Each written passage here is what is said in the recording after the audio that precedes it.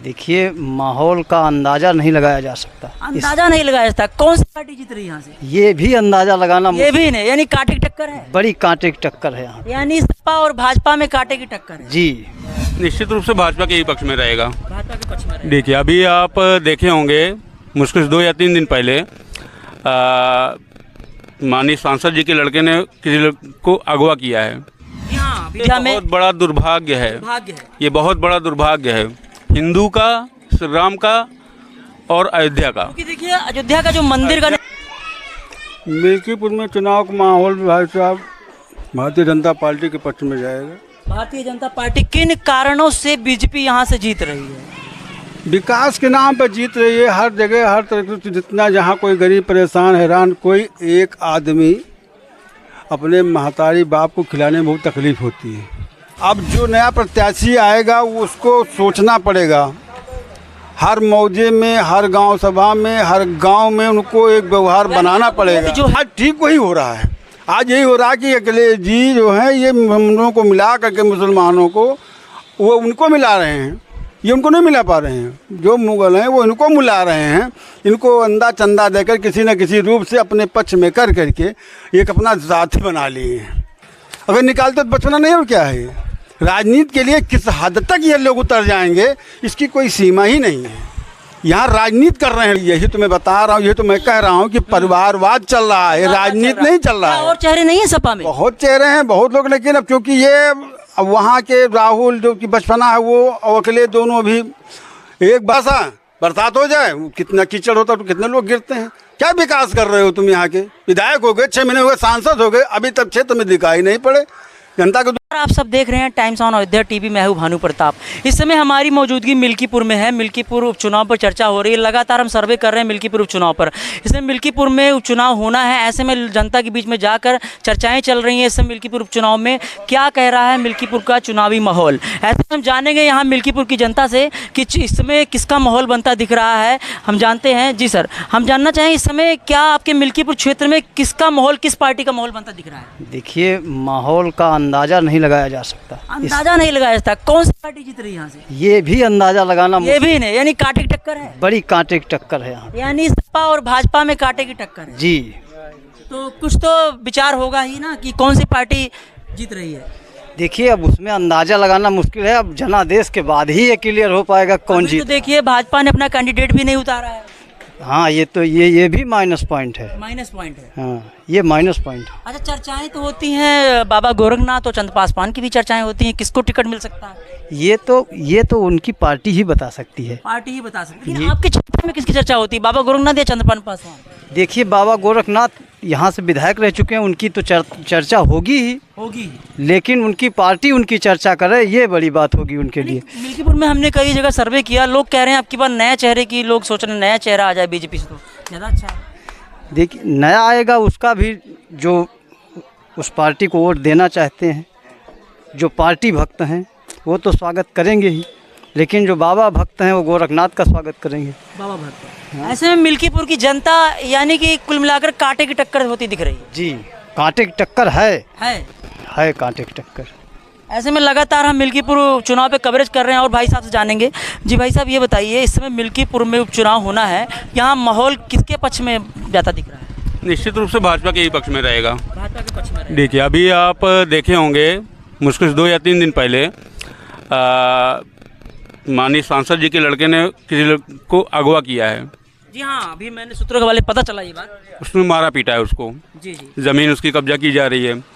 और जहाँ तक हमारी जानकारी में है, सक्रिय आदमी हूँ यहाँ का हम, तो ऐसे कई मामले इन्होंने किए हैं। और निश्चित रूप से भाजपा जो है बहुत अच्छे तरह से 2 गुना से 3 गुना ज़्यादा वोट पाएगी। यानी जो अभी हम जैसे कुछ जगह पे जाते हैं चौराहे पे, वहाँ चर्चाएं सपा पार्टी की भी चलती है। अब की बार यहाँ से अजीत प्रसाद 50,000 वोटों से जीत रहे हैं, ऐसी कुछ चर्चाएं सुनने को मिलती हैं। कहने को तो बहुत कुछ कहा जाता है, वो तो कह रहे हैं कि भाजपा जमानत नहीं जब्त हो जाएगी उसकी।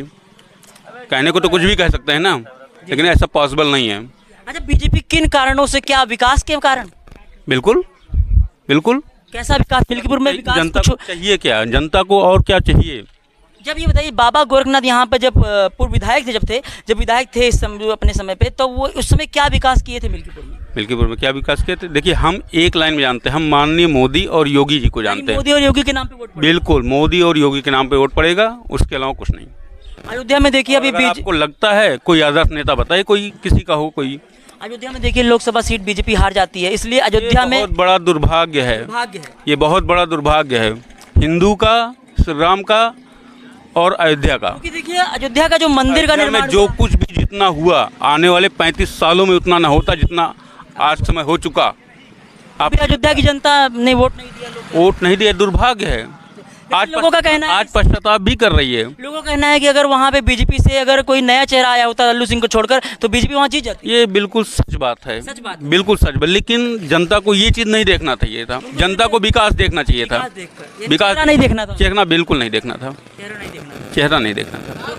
अब की बार इसका कारण यह है कि आपकी मिल्कीपुर में भी ये चेहरा देखकर नहीं, आपकी सिर्फ कमल के निशान को देखकर वोट कमल के निशान को नहीं, योगी और मोदी को, योगी और मोदी, योगी और मोदी ओनली ओनली। ओनली। ये लगातार चर्चाएं चल रही हैं ऐसे में, और कुछ लोगों से जानेंगे यहाँ पे जो कि चुनाव चर्चा चल रही है, इसमें उपचुनाव होना है मिल्कीपुर में। जी भाई साहब जानेंगे।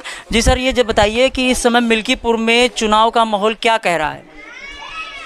मिल्कीपुर में चुनाव का माहौल भाई साहब भारतीय जनता पार्टी के पक्ष में जाएगा। भारतीय जनता पार्टी किन कारणों से बीजेपी यहाँ से जीत रही है? विकास के नाम पर जीत रही है, हर जगह हर तरह से। जितना जहाँ कोई गरीब परेशान हैरान, कोई एक आदमी अपने महतारी बाप को खिलाने में बहुत तकलीफ़ होती है, अपने परिवार को नहीं चला सकता है, और मोदी जी पूरे हिंदुस्तान को खिला रहे हैं, पूरे हिंदुस्तान को खिला रहे हैं। हिंदुस्तान को यानी खिला कहने का मतलब है जो राशन जो वितरित किया जा रहा है, फ्री राशन, पूरा भारतवर्ष को पूरा फ्री राशन वितरित किया जा रहा है, ये आदरणीय मोदी जी द्वारा हो रहा ये है। मोदी जी वाला हो रहा है।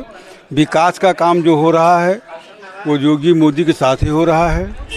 यहाँ की जनता थोड़ा सा कैंडिडेट सही ना होने के नाते, क्योंकि वो बाबू लल्लू सिंह जी थे, वो 10 सालों में कभी किसी के पास दुख सुख में शामिल नहीं हुए, यानी किसी के पास गए नहीं, कुछ नहीं, वो निकलते ही नहीं थे, अपने घर पर ही रहते थे, कोई मतलब ही नहीं रहता था उनको।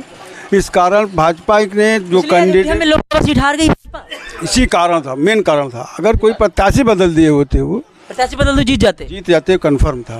तो वही हाल तो सुना है कि अगर मिल्कीपुर में मान लीजिए क्या समीकरण वही दोहराया जाएगा? जैसे मान लीजिए अभी कह रहे हैं, चर्चाएं ये भी हो रही हैं कि नया चेहरा लोग चाहते हैं, लेकिन बहुत जगह चर्चा चल रही है बाबा गोरखनाथ की चर्चा चल रही ज़्यादा। तो क्या बाबा गोरखनाथ का व्यवहार लल्लू सिंह से अलग है? हाँ, बहुत अलग है। वो अपनी गलती जो किए थे उसका वो प्रायश्चित किए। अब वो दुनिया के यहाँ की निगाहों में, जनता की निगाहों में लोकप्रिय हो गए हैं। एक चीज़, अब जो नया प्रत्याशी आएगा वो उसको सोचना पड़ेगा। हर मौजे में, हर गांव सभा में, हर गांव में उनको एक व्यवहार बनाना पड़ेगा। जो है प्रत्याशी के नाम पर भी लड़ा जाता है वोट जो है। नहीं, वो तो वोट तो यहाँ पर तो केवल भाजपा के नाम पे दिया जाए, भाजपा के नाम पे वोट दिया जा रहा है। चाहे कोई आ जाए, एनीवन इंसान कोई भी आ जाए, हम लोगों को मतलब व्यक्ति विशेष चाहे तो सपा की भी ज़्यादा हो रही है, कहने का है, कहने काटे टक्कर लोग बता रहे हैं। अवधेश प्रसाद जी के बेटे अजीत प्रसाद को उतारा गया है, ऐसे में कह रहे हैं चर्चाएं उनकी ज़्यादा हो रही हैं। वो कह रहे हैं कि सपा के लोग कह रहे हैं 50,000 वोटों से जीतने जा रहे हैं यहाँ से। वो कहने के लिए तो कोई अतिशयोक्त है, कोई कुछ भी कह दे, 50,000 कह दे, 5 लाख कह दे कि हम मतलब निर्विरोध हो जा रहे हैं, वो तो उनकी अपनी मानसिकता है। लेकिन अब जनता क्या करेगी, तो जनता को करना है ना, उनको तो करना नहीं है। और ये लोग, ये मुग़ल से कम नहीं है। जैसे हिंदुस्तान में पहले जब ब्रिटिश हुकूमत हुई थी, मुग़लों की हुकूमत हुई थी, उस वक्त भी इस तरह से जो मुग़ल थे वो यहाँ के राजाओं को मिला करके कुछ न कुछ लालच प्रलोभन दे करके अपने पक्ष में कर लिए। आज ठीक वही हो रहा है। आज यही हो रहा है कि अखिलेश जी जो हैं ये हम लोगों को मिला करके, मुसलमानों को वो उनको मिला रहे हैं, ये उनको नहीं मिला पा रहे हैं। जो मुग़ल हैं वो इनको मिला रहे हैं, इनको अंदा चंदा देकर किसी न किसी रूप से अपने पक्ष में कर करके एक अपना साथी बना लिए हैं। और साथी बनाने के नाते ये हिंदुस्तान को गर्द में ले जाना चाह रहे हैं। राहुल गांधी हैं, अभी उनका बचपना नहीं गया है, वो जिस तरह से बचपना कर रहे हैं बाहर जाकर विदेशों में, वो उनको करना चाहिए था। अपने घर की सिक्रेसी आप किसी बताओगे? अरे नाराज़ हो तो अपने घर में लड़ो, अपने घर की बात चौखट के बाहर क्यों निकालते हो? अगर निकालते तो बचपना नहीं और क्या है? राजनीति के लिए किस हद तक ये लोग उतर जाएंगे इसकी कोई सीमा ही नहीं है। यहाँ राजनीति कर रहे हैं लोग ना, जनता का कोई हित नहीं कर रहे हैं। क्या भाजपा जो कर रहा से है भाजपा सरकार यहाँ पे बनी है, 10 सालों से पिछले भाजपा सरकार है, तो क्या गुंडागर्दी रेप जैसी घटनाएं में कमी आई है? कमी जब तो दिखाई पड़ रहा है। जो काम जितने भी माफिया थे, कहीं बताइए कोई डकैती, कोई चोरी, कोई चकाली हो रहा है, जो कि जो तत्काल एक्शन हो रहा है। जो बदरसा का एक कांड हुआ, आपने देखा होगा, बदरसा कांड में बुलडोजर चल गया। बुलडोजर भंडारसा कांड में चला, बुलडोजर वहाँ खंडासा में चल रहा है। जितने अपराधी थे पकड़े जा रहे हैं। आज जितने अपराधी हैं वो सब जिला छोड़ के भाग गए हैं। कहीं उनका आता है पता नहीं कहाँ, किसी दूसरे प्रांत में, यूपी तो छोड़ के चले ही गए हैं। वो बाबा के डर के मारे, वो बाबा अपने लिए थोड़ी कर रहे हैं, वो तो संत हैं। उनको क्या चाहिए? उनको तो एक कथरी कमरी चाहिए, वो चाहे जहाँ पढ़ रहे हैं। उनको जातिवाद परिवारवाद नहीं है उनके अंदर। इन लोगों के अंदर जातिवाद है। अखिलेश जी थे, मुलायम सिंह को जान के आगे उनको हटा करके अध्यक्ष बन गए। अवधेश जी हुए सांसद, वो अपने लड़कियों को विधायकी लड़ा दे रहे हैं।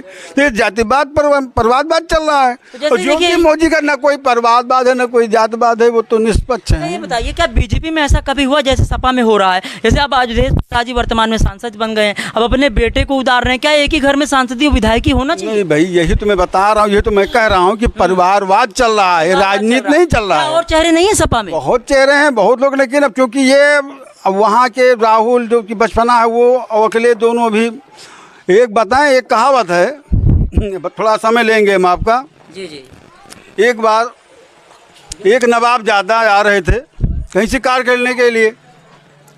उनको प्यास लग गई जंगल में, परेशान थे वो पानी के लिए, ढूंढ रहे थे। कुआं दिखाई पड़ा, रुक जाए, कुआं दिखाई पड़ा, कुएं के पास गए। अब चूंकि नवाब आ जाते तब उनको पानी अपने हाथ से पी नहीं सकते थे, कैसे पिए? कहीं कोई दूसरा आ जाएगा मुझको भी पानी पिलाएगा। उसी चक्कर में वहाँ उसी कुएं के पास खड़े थे। दूसरी बार कुछ देर बाद एक शहजादे आ गए। उन्होंने कहा भाई यार खड़े हो यार, हमें पानी पिलाओ। अरे कहीं तुम कौन हो? कहीं मैं भैया मैं शहजादा हूँ। कहीं तुम? कहीं मैं नवाब ज़्यादा। मेरे कहीं यार दोनों वही से हैं। अच्छा खड़े रहो दोनों लोग, अभी कोई तीसरा आएगा पानी पिलाएगा। एक आदमी भूसा लेकर आ रहा था, गट्ठे में बांधे भूसा लेकर आओ। घोड़ा इधर आ, इधर आओ। आया भाई, भैया कौन है आप? अरे यार कुछ नहीं, इसको पहले उतार, हम लोगों को पानी पिला। कहीं मैं तू कौन है? कहीं मैं नवाब ज़्यादा हूँ। कहीं तू कौन है? कहीं मैं शहजादा हूँ। तो कहीं तुम नवाब ज़्यादा हो, ये शहजादा हैं, तो मैं भी हराम ज़्यादा हूँ। और उसने भूसा उठाकर कुएं में डाल दिया, पानी नहीं दिया। तो ठीक वही स्थिति इस वक्त यूपी में है। नवाब ज़्यादा, शहजादा, और नहीं कहेंगे कुछ, वही चल रहा है चक्कर। जनता उसी भूसे को पिएगी, अब भूसे को छान रही है, परेशान है। किसी का कोई दर्द। अवधेश जी यहाँ विधायक थे। ये सड़क देखिए आप, यहाँ चले जाइए सागन तक, आप क्रॉस नहीं कर सकते तो एक पानी बरस जाए, अभी थोड़ा सा बरसात हो जाए कितना कीचड़ होता है, तो कितने लोग गिरते हैं। क्या विकास कर रहे हो तुम? यहाँ के विधायक हो गए, 6 महीने हो गए, सांसद हो गए, अभी तक क्षेत्र में दिखाई नहीं पड़े।